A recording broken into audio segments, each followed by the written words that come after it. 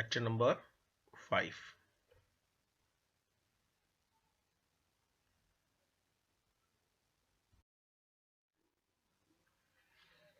तो कंटिन्यू जो हमारा लास्ट टॉपिक हमने कल स्टडी किया था, electric field due to isolated point charge.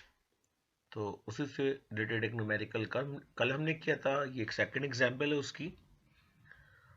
What is the magnitude of the electric field at a field point 2 metre from a point charge Q is equal to 4 नैनोकूलम।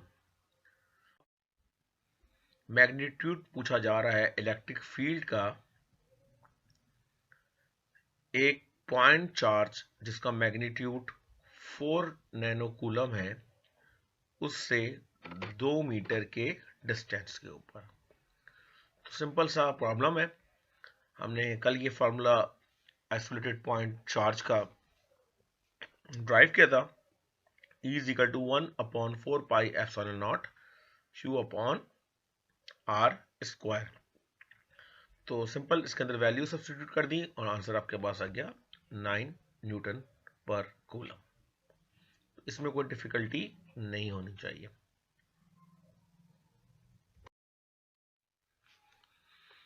अब थोड़ा सा अपनी numericals को advance करते हैं, थोड़ा सा कॉम्प्लेक्सिटी को इंक्रीज करते हैं।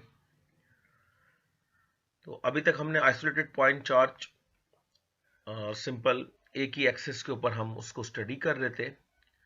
तो नाउ अब हमारा पॉइंट चार्ज जिसका मैग्नीट्यूड आपको गिवन है -8 nanocoulomb is located at the origin. हमने कहा ये हमारा ओरिजिन है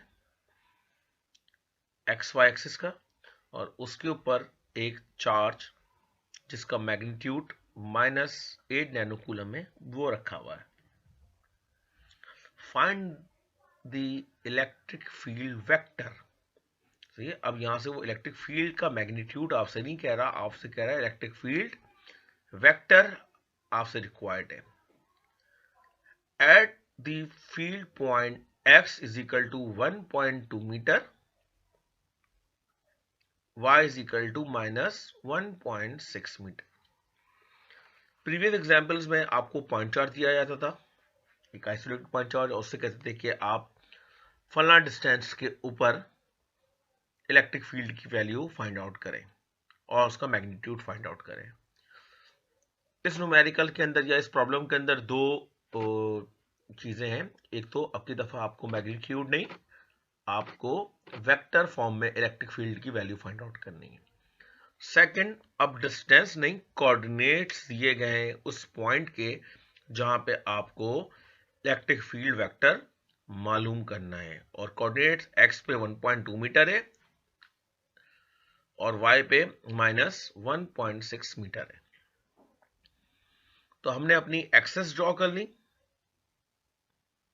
सही है। चार्ज जो हमें गिवन था उसको ओरिजिन के ऊपर प्लेस कर लिया।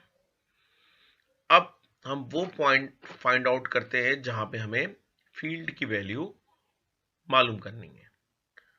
तो वो वैल्यू एक्स एक्सिस के ऊपर है +1.2 मीटर। तो हमने कहा ये 1.2 मीटर हो गया हमारा यहां तक। सही, ये मैंने नीचे ड्रॉ भी कर दिया इसको 1.2 मीटर। और वाई एक्सिस पे माइनस, यानी कि ये नेगेटिव वाई एक्सिस के ऊपर लाई कर रहा है, वाई एक्सिस के ऊपर, तो नीचे -1.6 मीटर। तो ये आपके कोऑर्डिनेट आ गए 1.2 मीटर और -1.6 मीटर। इस पॉइंट को मैंने नाम दे दिया है P। अब हमें इस चार्ज की वजह से जो इलेक्ट्रिक फील्ड वेक्टर E है वो पॉइंट P के ऊपर फाइंड आउट करना है। तो हमारे पास फॉर्मूले में या तो डिस्टेंस हो या डिस्टेंस का वेक्टर हो। तो इस केस में आपको पता है कि हम जो आइसोलेटेड पॉइंट चार्ज का फॉर्मूला होता है 1/4 pi epsilon naught Q upon R square, और उसकी वेक्टर नोटेशन में मैंने लिखाया था इनटू R हैट, यानी कि unit vector along the direction of R। तो इस पॉइंट 4 से लेके इस पॉइंट तक का डिस्टेंस हमने सपोज कर लिया वो है r। ओके, और with the help of Pythagoras theorem हमने इसको फाइंड आउट कर लिया, x square plus y square का अंडर रूट। तो ये हमारे पास r की वैल्यू यहां पे आ जाएगी 2 मीटर। r के डायरेक्शन गए तो उसका जो यूनिट वेक्टर है r हैट, उसकी डायरेक्शन भी उसी डायरेक्शन के अंदर होगी। डिस्टेंस डिस्प्लेसमेंट हमारे पास u है जहां पे हमें मालूम करना है। इलेक्ट्रिक फील्ड की वैल्यू जो वेक्टर मैंने बनाया है वो टूवर्ड्स नेगेटिव, तो हमने आइसोलेटेड पॉइंट चार्ज के अंदर अपनी प्रीवियस स्लाइड्स में आप चेक कीजिएगा, लास्ट लेक्चर के अंदर मैंने आपको बताया था कि अगर पॉजिटिव चार्ज होगा तो आउटवर्ड होगी और नेगेटिव चार्ज होगा तो इनवर्ड होगी, टूवर्ड्स नेगेटिव चार्ज होगी। तो इसलिए मैंने फील्ड का vector towards the negative charge बनाया हुआ है। तो सबसे पहले जो मैंने आपको बताया यहीं पर ही कि हमें तो पहले डिस्टेंस फाइंड आउट करना था एस से लेके पी तक का।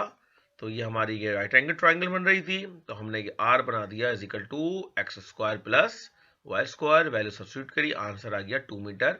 यानी कि ये डिस्टेंस हमारे पास निकल के आ गया 2 मीटर। अब हमें क्योंकि जो इलेक्ट्रिक फील्ड मैग्नीट्यूड नहीं इन टर्म्स ऑफ वेक्टर चाहिए, इसलिए हमें आर भी इन terms of vector find out करना पड़ेगा। तो आपकी प्रीवियस जो वेक्टर नॉलेज है आप उसको जानते हैं कि किसी भी वेक्टर को अगर उसके मैग्नीट्यूड से डिवाइड कर दें तो आपके पास यूनिट वेक्टर निकल के आ जाता है उस वेक्टर का। तो सिंपल फॉर्मूला है x i hat plus y j hat divide by r. X की वैल्यू आपको गिवन है 1.2, y की वैल्यू आपको गिवन है -1.6 मीटर और r की वैल्यू हमने ऊपर मैग्नीट्यूड की वैल्यू फाइंड आउट कर ली, वो है 2। सॉल्व किया तो आपके पास यूनिट वेक्टर ऑफ डिस्टेंस या डिस्प्लेसमेंट वो आपके पास निकल के आ गया 0.6 आई हैट और -0.8 जे हैट। जो ऊपर हमने इक्वेशन लास्ट इक्वेशन मैंने आपको लिखवाई थी electric field in terms of vector, ये फॉर्मूला मैंने अप्लाई कर दिया is equal to 1/4 pi epsilon naught q upon r square into r hat. ये पूरी वैल्यू आपको गिवन है 9 एक्सपोनेंट 9, q आपको गिवन है 8 नैनो कूलम, r आपने यहां से फाइंड आउट कर लिया 2 मीटर और यूनिट वेक्टर की वैल्यू आपने यहां सब्स्टिट्यूट कर दी।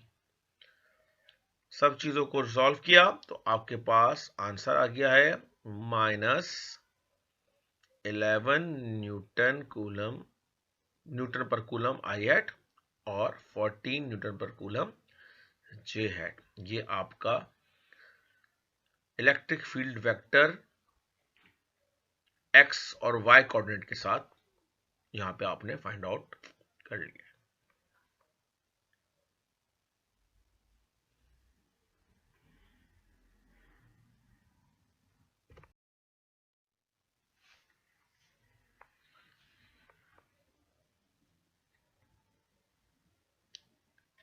The electric field due to an electric dipole.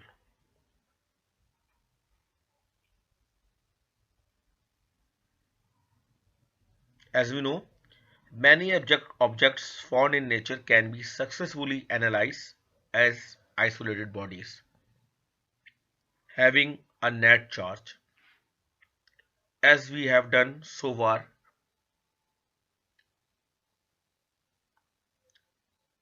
On the other hand, others shows different kind of behavior. One type of behavior is characteristics of an object that has no net charge but instead consists of equal positive and negative charge, that is plus q and minus q, separated by a fixed distance d। और इसकी जो example आपके पास है वो है an ionic molecule of sodium chloride at its vapor state, not in crystalline form.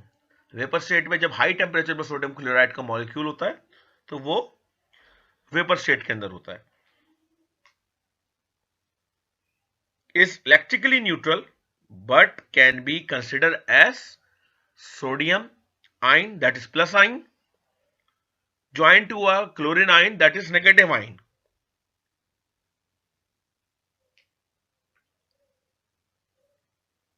For another example, a similar type of behavior of the water molecule is in a part responsible for the large solubilities of many substances in water.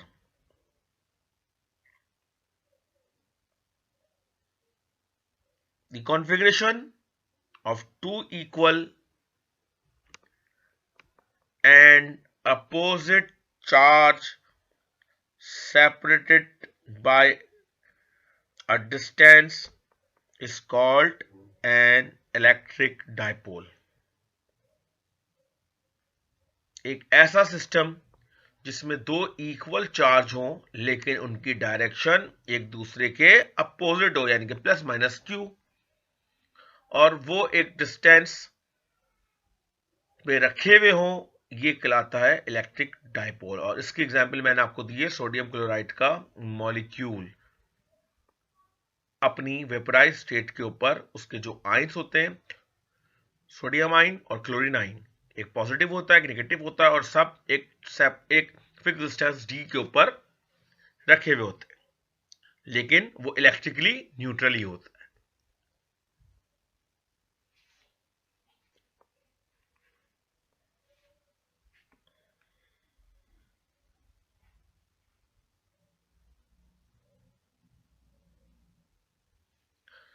So electric dipole से associate एक vector term भी है जिसको हम कहते हैं electric dipole movement, और इसको कहते हैं, सिंबल उसका होता है P, और उसको हम डिफाइन एस करते हैं, P होता है Q इंटू डी. यानी कि आप इलेक्ट्रिक डाइपोल का जो चार्ज है उसको उनके दरमियान डिस्टेंस से मल्टीप्लाई कर दें तो आपके पास जो टर्म निकल के आती है उसको हम कहते हैं इलेक्ट्रिक डाइपोल मूवमेंट. ये क्यों इंपॉर्टेंट है ये मैं आगे जाके आपको बताता हूं. अभी सिर्फ आपने एक डेफिनेशन के तौर पर इसको याद रखना है. The direction of P along the line that connect the two charges at point from minus q to plus q. तो जो P की डायरेक्शन होगी, यानी कि इलेक्ट्रिक डाइपोल मूवमेंट वेक्टर की जो डायरेक्शन होगी, वो हमेशा दो चार्जेस जिस लाइन के ऊपर लाई कर रहे हैं उसके ऊपर होगी, और उसकी direction from negative charge to positive charge होगी.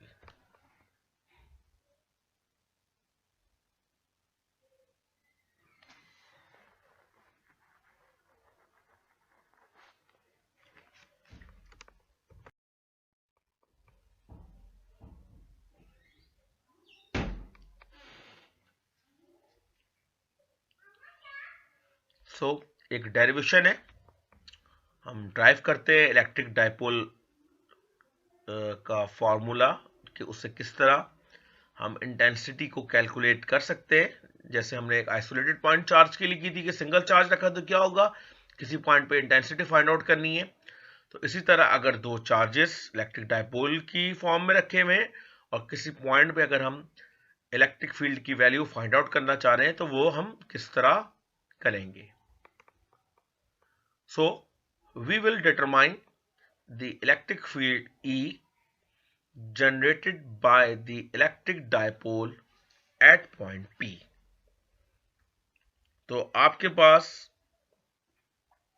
एक इलेक्ट्रिक डाइपोल है. इलेक्ट्रिक डाइपोल से मुराद है एक सिमिलर पॉजिटिव चार्ज और सिमिलर नेगेटिव चार्ज जो कि एक दूसरे से डिस्टेंस d के ऊपर रखे हुए हैं.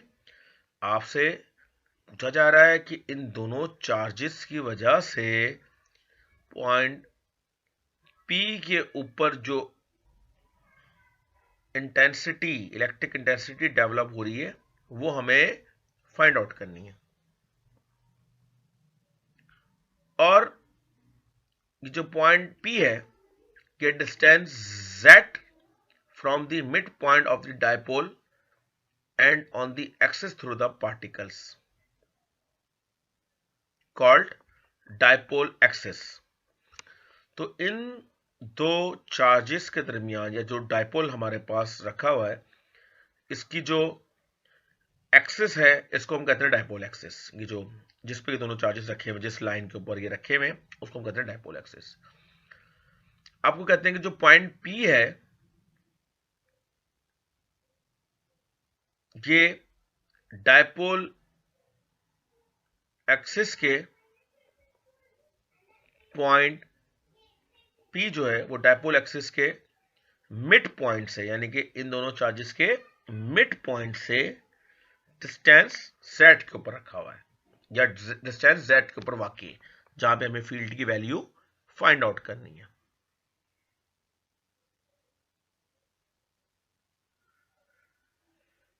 Using the principle of superposition.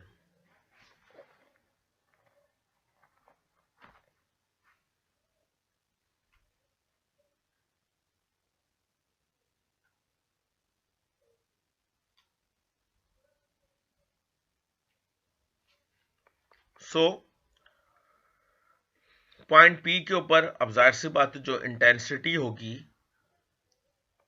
वो वेक्टर सम होगी due to electric intensity of charge Q plus Q and due to electric intensity of charge minus Q at point P। तो पॉइंट P के ऊपर जो इंटेंसिटी है due to charge plus Q, उसको मैंने कह दिया है E प्लस।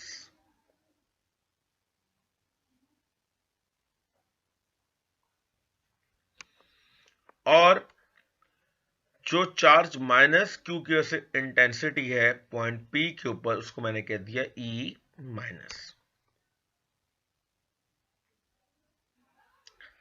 डायरेक्शन की बात कर लेते हैं। तो हम पहले ही डिफाइन कर चुके हैं कि पॉजिटिव चार्ज की वजह से जो इंटेंसिटी की वैल्यू होगी वो अवे फ्रॉम द चार्ज होगी, और नेगेटिव चार्ज की वजह से जो इंटेंसिटी होगी वो टूवर्ड द चार्ज होगी। अब एक वेक्टर मैंने बड़ा बनाया है पॉजिटिव की वजह से, और एक वेक्टर मैंने छोटा बनाया है के ड्यू टू दी, क्योंकि इससे इसका डिस्टेंस कम है तो यहां पे इंटेंसिटी की वैल्यू ज्यादा होगी, और इस चार्ज से इस पॉइंट का डिस्टेंस ज्यादा है, इसलिए यहां पे इंटेंसिटी की वैल्यू कम होगी, क्योंकि चार्जेस तो सेम है, मैग्नीट्यूड सेम है, सिर्फ डिस्टेंस का फर्क आएगा। तो इसलिए ये वेक्टर आपको स्मॉल दिखाया गया है। और पॉइंट P के ऊपर जो E नेट इलेक्ट्रिक फील्ड है वो बराबर होगी E plus minus E minus, इसलिए बड़े वेक्टर में से आपने छोटे वेक्टर को सब्ट्रैक्ट करना है। अब मालूम करते हैं कि E प्लस की वैल्यू इस पॉइंट के ऊपर क्या है और E माइनस की वैल्यू इस पॉइंट के ऊपर क्या है।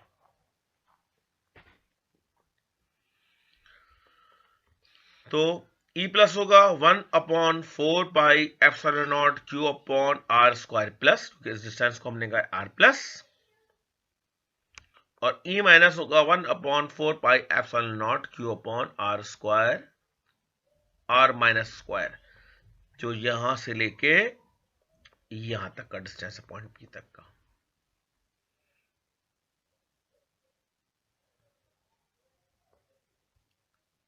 नाउ अब आप देखें कि जो कि r प्लस डिस्टेंस है,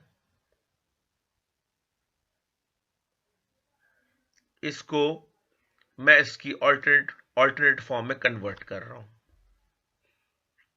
तो यहां से लेके यहां तक का डिस्टेंस है r प्लस, जो मैं कन्वर्ट करना चाह रहा हूं, यहां से लेके पॉइंट पी से लेके डायपोल के सेंटर तक का डिस्टेंस है जेड, और प्लस क्यू और माइनस के दरमियान डिस्टेंस है डी, और ये इसका है मिड पॉइंट। अगर ये मिड पॉइंट है तो चार्ज प्लस क्यू से लेके मिड पॉइंट तक का डिस्टेंस हो जाएगा d/2।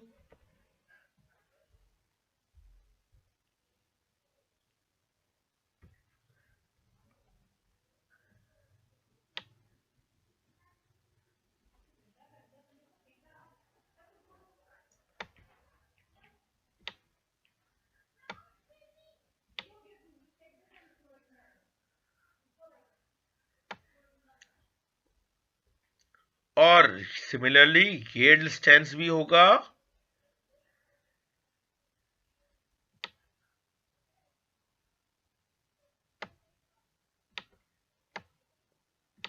d/2।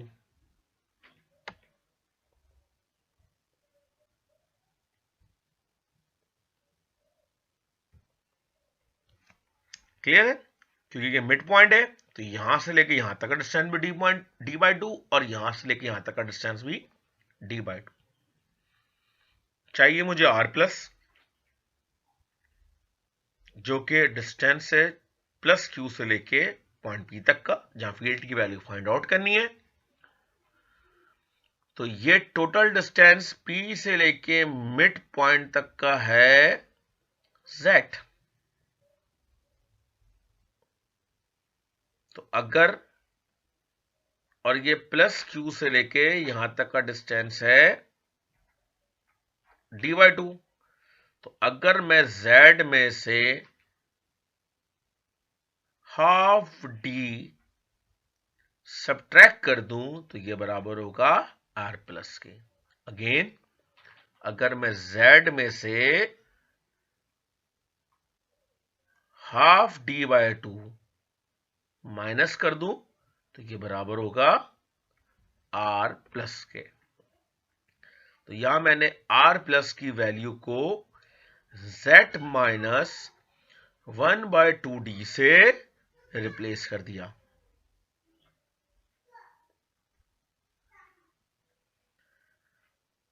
In a similar way, जो मेरा डिस्टेंस r माइनस है, जो कि पॉइंट बी से लेके नेगेटिव चार्ज का डिस्टेंस है, तो यहां से लेके यहां तक का डिस्टेंस यानी कि मिड वे तक तो हो गया z, और मुझे चार्ज माइनस क्यू तक डिस्टेंस चाहिए, तो मुझे कितना आगे जाना पड़ेगा, हाफ d/2 और आगे जाना पड़ेगा। तो ये r माइनस हो जाएगा z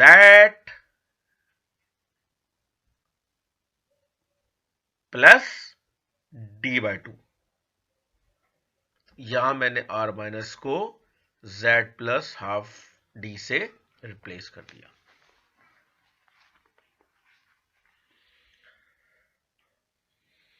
z स्क्वायर कॉमन निकाल लिया इसमें से, सही है, और उसको बाहर निकलिया, तो ये q1/4πε0z² यहां गया, अंदर 1/1 माइनस d/2/z का स्क्वायर, ये पूरी टर्म आपके पास बच गई है। इसको आपने इस पूरे ब्रैकेट को सॉल्व किया तो आपके पास आपकी फील्ड की वैल्यू आ गई q1/4πε0z², 2d/z 1 माइनस d/2/z का स्क्वायर का होल स्क्वायर। मजीद z से मल्टीप्लाई हो गया कि z क्यूब हो गया। तो ये आपके पास इक्वेशन अब इस फॉर्म में मजीद हमने इसको रिजॉल्व कर लिया है। नाउ अब ये टर्म आप याद रखिएगा d/2z।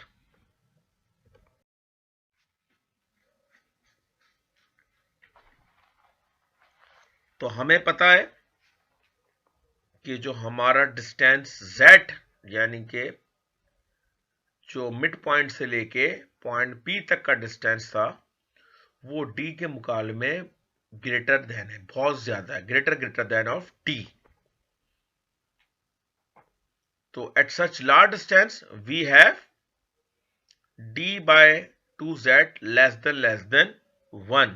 तो जो ऊपर रेशो मैंने आपको दिखाया था इक्वेशन के अंदर 2/2z, वो उसकी वैल्यू 1 से बहुत छोटी आएगी। तो 1 माइनस जब आप करेंगे तो वो ऑलमोस्ट नेग्लेक्ट की तरफ चली जाएगी। तो हम कहते हैं we can neglect the term d by 2z in the denominator which leave us with, तो अब इक्वेशन के अंदर हमने इस टर्म को निग्लेक्ट कर दिया, तो हमारे पास e आ गया 1/2 पाई epsilon not QD upon Z cube.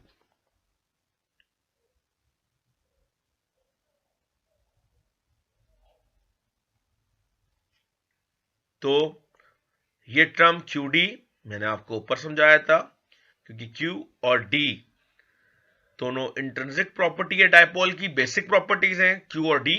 जाहिर सी बात है Q होना चाहिए, अपोजिट चार्ज, और उन दोनों के दरमियान डिस्टेंस D, और इन दोनों का जो मैग्नीट्यूड होता है उसको हम कहते हैं इलेक्ट्रिक डायपोल मोमेंट, जो मैंने आपको ऊपर बताया था, और इसकी यूनिट होती है कूलम मीटर। तो इस QD को हमने रिप्लेस कर दिया P से। नाउ हमारे पास इक्वेशन आ गई E is equal to 2 pi epsilon naught P upon Z cube.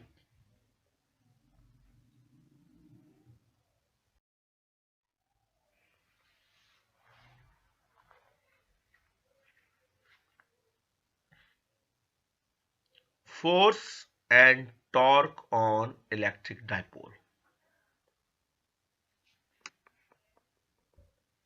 Let's place an electric dipole in a uniform external electric field E.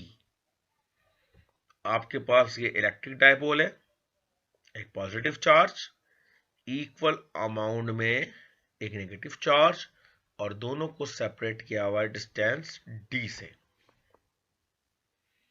और इस इलेक्ट्रिक डायपोल को आपने एक इलेक्ट्रिक फील्ड के अंदर रख दिया, कि एक्सटर्नल इलेक्ट्रिक फील्ड है, जो कि हमने यहां पे उसकी सोर्स से दिखाई है, जस्ट इलेक्ट्रिक फील्ड का वेक्टर दिखा दिया E। याद रखें, ये इलेक्ट्रिक फील्ड E जो मैं दिखा रहा हूं, ये इस इलेक्ट्रिक डायपोल की वजह से नहीं है, ये हमने एक्सटर्नली किसी सोर्स से अप्लाई करी है।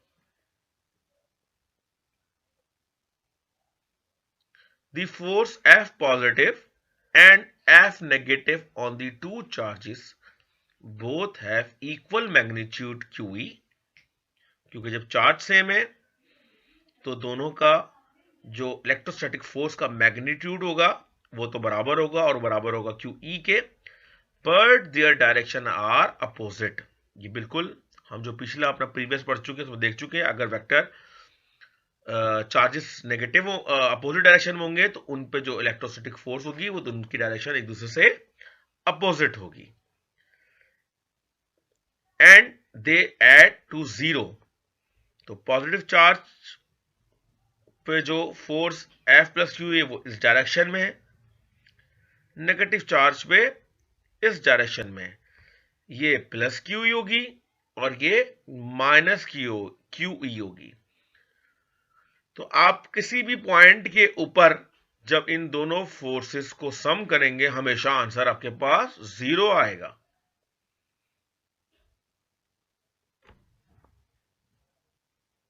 क्लियर है? यानी कि जब इलेक्ट्रिक डायपोल को आप एक यूनिफॉर्म इलेक्ट्रिक फील्ड के अंदर रखेंगे तो उस पे किसी भी पॉइंट के ऊपर हमेशा जो फोर्स का सम होगा वो 0 आएगा, क्योंकि हमेशा फोर्सेस एक दूसरे के अपोजिट एक्ट करेंगी। तो यहां से हमने कह दिया कि the net force on electric dipole in a uniform electric field is 0। however the two forces don't act along the same line. ये दोनों फोर्सेस एक लाइन के ऊपर एक्ट नहीं कर रही, तो इनका जो टॉर्क होगा उसका एट कभी भी जीरो नहीं आएगा। फोर्स, नेट फोर्स तो जीरो होगी, लेकिन जो नेट टॉर्क होगा वो जीरो नहीं होगा। और हम उसी टॉर्क को कैलकुलेट करने जा रहे हैं with respect to centre of the dipole.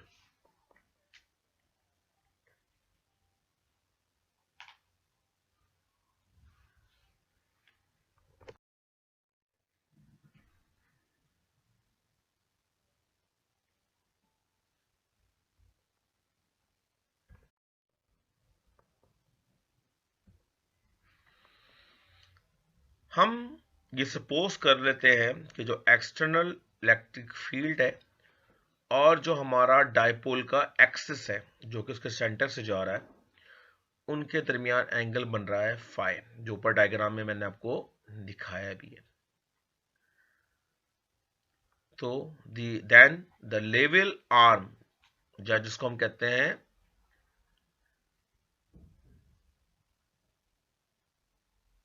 The lever arm for both forces are, यानी कि जो आपका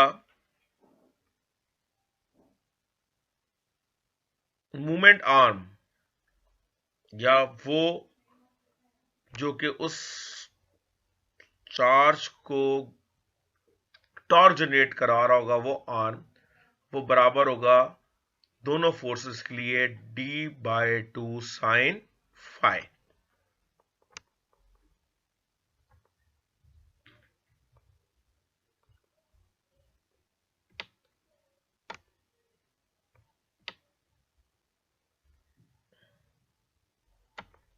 ये डाइपोल कुछ इस तरह रखे हुए थे आपके पास।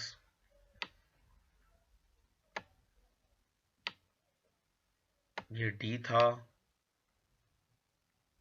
ये पॉजिटिव चार्ज था, ये ऐसे E जा, तो हमने कहा कि जो एंगल बन रहा है फील्ड के साथ वो बन रहा है फाई। ये D है, ये हो गया आपके पास परपेंडिकुलर, जिसको हम कहते हैं D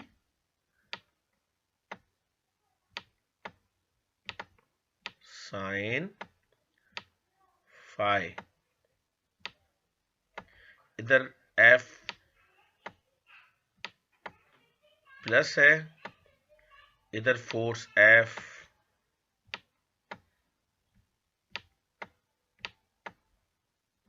माइनस है,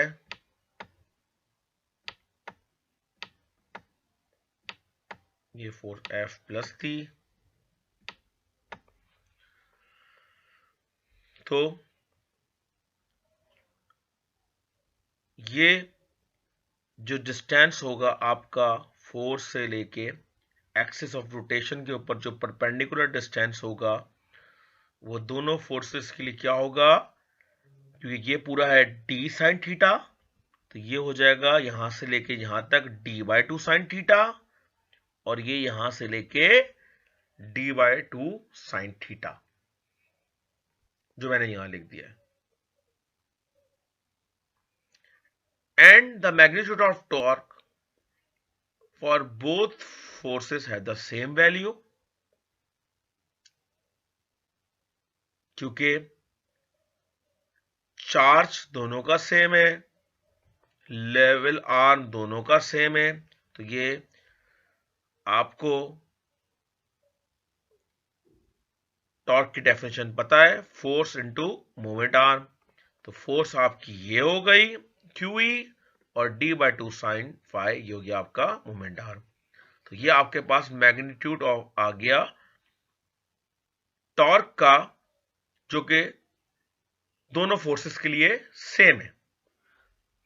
Hence, the magnitude of the net torque is twice the magnitude of the either individual torque, क्योंकि ये किसी भी एक फोर्स की वजह से टॉर्क था, तो दोनों फोर्सेस के जो टॉर्क होगा तो सिंपली हम इसको 2 से मल्टीप्लाई कर देंगे, तो हमारे पास आ जाएगा answer torque is equal to Q E D sine phi. तो ये आपके पास एक इलेक्ट्रिक डायपोल अगर यूनिफॉर्म इलेक्ट्रिक फील्ड के अंदर रखा हुआ है तो उसके अंदर ये टॉर्क जनरेट हो रहा होगा उस इलेक्ट्रिक डायपोल का। अब इन टर्म्स ऑफ पी हम बात कर लेते हैं। डायपोल मूवमेंट की टर्म में तो ये आपके पास क्यू ई बराबर होता है पी के, तो ये आपके पास हो गया पी, सॉरी ये क्यू डी बराबर होता है आपके पास पी के, तो ये बराबर हो गया पी इंटू ई साइन फाई। ये तो मैग्नीट्यूड आ गया टॉर्क ऑन इलेक्ट्रिक डायपोल। और क्रॉस प्रोडक्ट की फॉर्म में तो टॉर्क आपके पास इलेक्ट्रिक डायपोल का होगा cross product of dipole movement into external electric field जो आपने अप्लाई की है उन दोनों का क्रॉस प्रोडक्ट होगा।